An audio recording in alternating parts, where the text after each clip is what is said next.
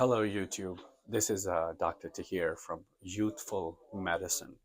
I would like to share with you a couple of cases that I saw today, and one of the cases that I just uh, saw is a 45-year-old female who had come to me about 3 months ago for evaluation of different symptoms, including neuropathy pain, joint pain. So, patient described symptoms of pain all over the body, but primarily in the neck and shoulder, girdle pain with numbness, tingling, and also some paresthesias, which is basically, feeling of wakefulness or sleepiness of your hands and your toes.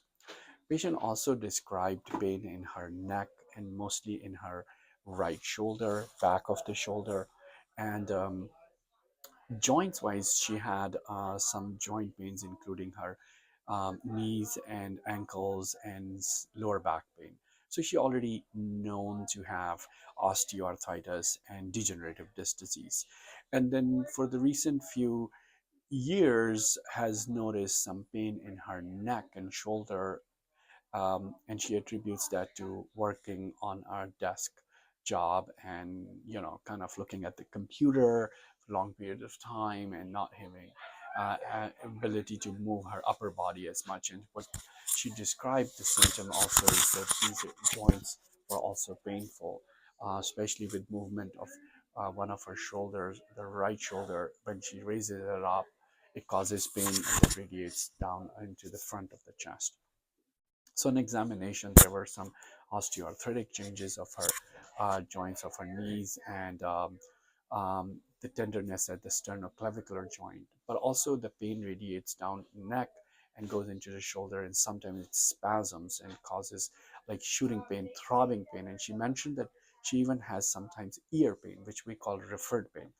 So, and then she was also sent out to me for abnormal blood work, which showed that she had high C-reactive protein. Now, this C-reactive protein is an interesting marker, biomarker. Ordinarily, we would not see that C-reactive protein is elevated in patients who don't have autoimmune disease or infection. But on further evaluation, I did see that she was on a higher side of weight. Her BMI is high. Let's see, about 36.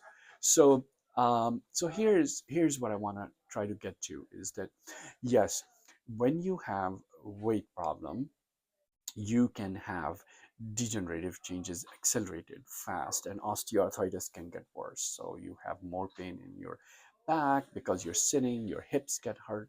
You also can have, but you're sitting more, your neck can start hurting. So it's one thing leads to the other. But another important part that I want to talk to you about is that inflammatory marker, which is the C-reactive protein. Now, C-reactive protein is a very sensitive marker of inflammation in the blood, and at high levels of C-reactive protein can be seen in processes in the body such as chronic infection, chronic immune diseases like rheumatoid arthritis.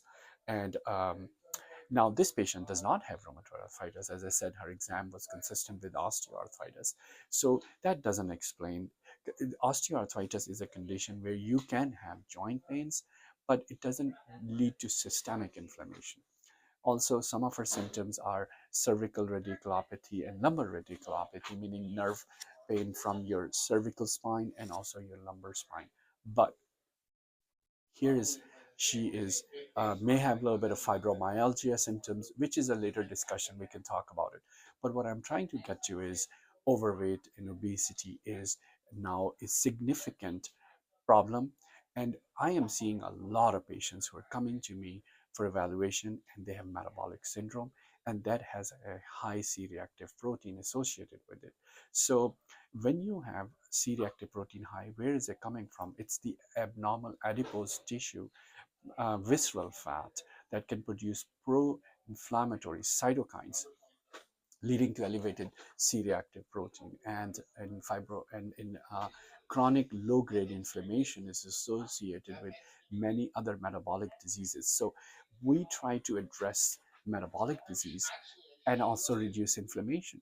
Now, if you don't treat this inflammation, this is also an indicator of cardiovascular risk. So high sensitivity C-reactive protein is a more precise way to kind of also pick up if somebody's about to have complications of heart disease, cardiovascular disease. So making sure that we pick up patients early on with metabolic disease, with inflammatory markers like C-reactive protein high, and we can monitor and manage and reverse this metabolic disease and reduce the inflammatory markers so that we can improve not only their joint pain, their their cardiovascular health, and reverse the metabolic disease they're seeing.